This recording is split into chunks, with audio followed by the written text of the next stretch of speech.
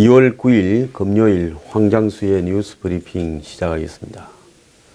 오늘 평창올림픽이 저녁 8시에 개막됩니다. 어제 저녁부터 시합들이 시작이 되었습니다. 저는 돌아가는 게 하도 화가 나서 개막식 날 1인 시위를 할까 생각했는데 잘 아시다시피 지금 열흘 이상 제가 심한 독감에 시달리고 있어서요. 부득이 그렇게 할 경우에 이 방송을 지장을 줄까봐 그렇게 못하게 됐습니다. 양해를 부탁드리고요. 또 더 나아가서 이 각 집집마다 저부터 태극기를 걸고 이 올림픽에 대한 항의 의사를 최대한 피력을 하고 올림픽을 보이콧해야 된다고 봅니다. 왜 그런가 하면 이 올림픽은 겉으로 스포츠 제전을 이렇게 내세우고 있지만 실제 그 이면에 이 올림픽의 90% 이상이 북한의 시효가 되어가고 있고요. 이 타이밍을 놓치게 되면 아마 매우 어려운 한반도 이런 북핵 위기 속에 대한민국이 추락할 수 있는 어려운 상황이 지금 예정되어 가고 있습니다. 이 정부가요, 무엇 하나 제대로 완벽한 계획을 짜고 가는 게 아니라 지금까지 얼렁뚱땅 우방을 속이고 국민들을 속이고 적당히 북한하고 물밑 거래를 하고 중국에 친중을 하고 이렇게 오면서 다 되더라. 미국이 그렇게 방해해도 일본이 애를 먹여도 이까지 왔다. 그러니까 앞으로도 우리 계획대로 될 거라는 큰 착각을 하고 있습니다. 절대로 이 정권의 의도대로 되지 않을 거라는 것이 제 생각입니다. 오늘 금요 칼럼은 사라진 올림픽, 예술단, 응원단과 싸구려 민족 감성, 그래도 국민은 안 속는다라는 주제로 이야기하도록 하겠습니다. 어제부터 본격적인 북한 김정은의 쇼가 시작되었습니다. 평양에서는 규모를 줄여서 열병식을 한다. 그리고 외신에게는 이렇게 공개하지 않고 조용히 넘어간다. 그러면서 마치 평화적인 의사가 있는 듯 전 세계의 올림픽 분위기를 의식하는 척 하면서 그렇게 쇼를 했습니다. 잔뜩 겁을 주다가 약간 수위를 낮추면서 주변이 북한의 이 핵 위기를 평화적으로 해결할 수 있다라는 착시 현상을 불러일으키도록 쇼를 했는데요. 어제 북한의 이 열병식에 나온 무기 중에 새로운 게 하나 있었습니다. 한국에는 보도가 한 줄도 안 됐는데요. 미국의 그 38로스 사이트에 보면 나오는 부분인데 숏 레인지 발리스틱 미사일, 그러니까 이 단거리 이 탄도 미사일 새 유형을 하나 북한이 공개를 했습니다. 러시아의 그 미사일을 갖다가 상당히 이렇게 뺏긴 것처럼 보이는데요. 한국의 독사 미사일보다는 다소 크고 현무2와 비슷한 이 가늘고 긴 크기인데요. 여기에 고체 연료를 사용하는 단거리 탄도미사일을 공개를 했습니다. 지금 북한이 노동이나 스커드가 있는데요. 이 단거리 미사일을 별도로 공개한 것은 매우 의미심장하다고 보고 있습니다. 그래서 제가 생각을 할 때, 또 여러 정보를 종합을 할 때는 이 단거리 고각발사 고속낙하 탄도미사일로 추정을 합니다. 이 말이 무슨 말인가 하면 북한이요, 우리가 상상하는 높이 이상으로 지금 평양 정도에서 서울이나 평택을 향해서 쏘면 300, 400의 이런 킬로 거리밖에 안 될 겁니다. 그런데 현재 이 북한의 노동이나 그 다음에 스커드는 이 고각 발사가 안 됩니다. 뭐 불과 20, 30km 정도 높이밖에 못 올라갈 겁니다. 그런데 지금 북한이 한국의 팩2나 팩3, 사드 등을 넘어서는, 예를 들어서 거리는 짧은데 굉장히 높게 올라가서 수직으로 낙하하는 미사일을 개발한 게 아닌가 지금 주시하고 있습니다. 그럴 경우에는 마하 11에 넘어가면 현재 사드로도 막지 못하고요. SM3를 도입을 한다 하더라도 쉽지 않을 거라 봅니다. 워낙 짧은 순간에 미사일이 위에서 수직으로 내리꽂히기 때문에요. 그래서 북한이 미국하고 딜을 만약에 했을 경우에 ICBM이나 IRBM을 폐기하고 SRBM을 만들어 가지고 한국의 서울이나 평택을 겨냥하고 더 나아가서 일본의 이 각종 동경이나 미군 기지만을 겨냥한 핵탑재, 단거리, 고각발사, 고속낙하 전용 미사일을 개발하면 그때는 어떻게 대응할 것인가 하는 문제가 남아 있는 겁니다. 자, 이 경우에 또 새로운 미사일 방어망을 고민해야 될 거고요. 서울은 만약에 여기에 핵을 탑재했다면 속수무책으로 당할 수밖에 없을 걸로 보입니다. 그래서 지금 이 이야기는 어느 언론에도 공개되지 않았고 미국에서도 그냥 이렇게 슬쩍 이 사이트에 올라와 있을 뿐인데요. 북한은 아마 미국하고 딜을 해서 ICBM, IRBM을 파괴하는 척하고, 그러니까 SRBM, Short Range Ballistic Missile을 통해 가지고 아마 이 한국과 일본을 위협해서 끝까지 끌고 가려고 하는 전략을 갖고 있을 겁니다. 이것만 보더라도 북한이 핵은 절대로 포기하지 않는다. 전략, 전술적으로 미국과 최악의 순간까지 가서 타결 짓고 장거리, 중장거리 미사일만 폐기한다. 이 부분이 북한의 전략이라고 봐야 되는 겁니다. 그래서 어제 북한이 열병식을 소극적으로 하는 척했지만 그 속에 무슨 무기가 담겨 있고 향후 북한의 의지가 담겨 있다고 봐야 되는 겁니다. 자, 그러면서 그 시간에 지금 한국에서는 이 강릉의 아트센터에서 북한의 예술단의 공연이 있었습니다. 한국 가요 제이에게도 부르고 더 나아가서 나훈아의 사랑, 심수봉의 남자는 배, 여자는 항구도 부르고 You Raise Me Up 같은 팝송도 연주하고 심지어 합벤처와 이런 짧은 이런 상의를 입고 춤을 추는 모습들도 나왔다고 합니다. 자, 이런 모습 속에서 제에게를 부를 때 이 객석까지 하나가 되었다라는 이런 싸구려 감상이 지금 곳곳에 난무하고 있습니다. 여기에 더해서요, 한국 언론의 이중성이 지금 국민 감정을 선동하고 있습니다. 이제 어차피 올림픽이 개막되었으니 무관심과 갈등을 접고 평창의 성공을 위해 모두 하나가 되자.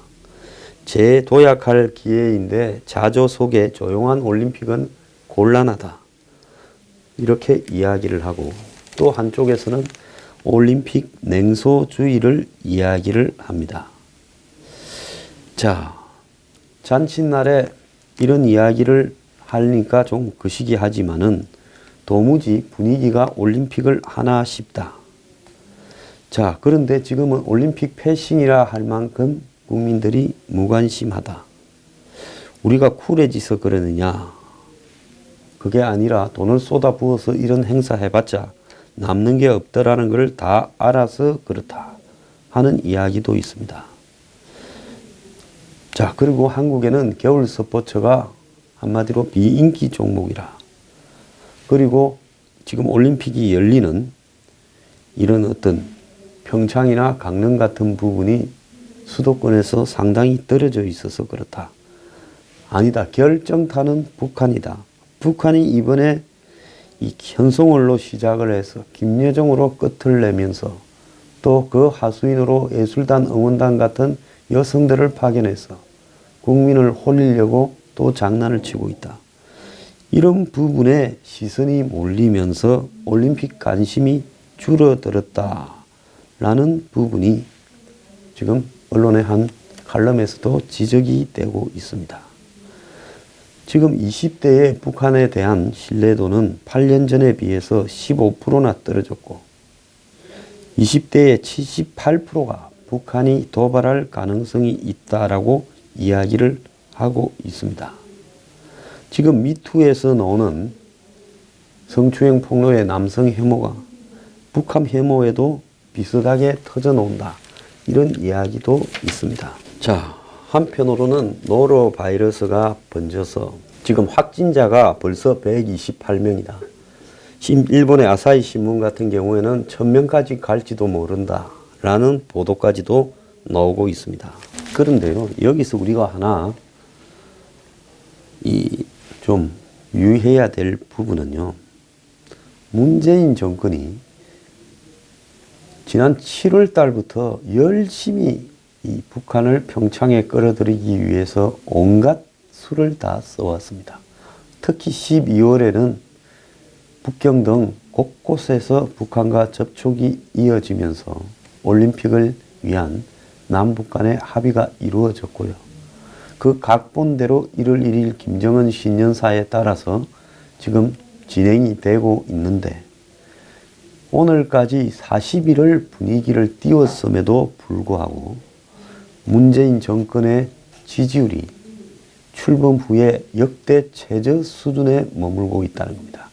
그러니까 문재인 정권으로서는 평창 올림픽에다가 북한의 평화쇼까지 끌어들여서 쓸 수 있는 모든 카드를 다 쓴 것이 지금의 상황인데 지지율은 정권 출범 이후 최저를 기록하고 있다는 겁니다. 2월 첫째 주 리얼미터 지지율이 62.9%인데 1월 첫째 주에는 71.6%였습니다. 그러니까 한 10% 안팎이 올림픽 쇼에도 불구하고 지지율이 빠져버렸습니다. 한때는 50%대까지 추락을 했죠. 매월 조사를 발표하는 리서치 뷰에서는 1월달 지지율이 59%로 역대 최저를 기록했고 갤럽도 지난주에 63%로 최저 수준을 기록하고 있습니다.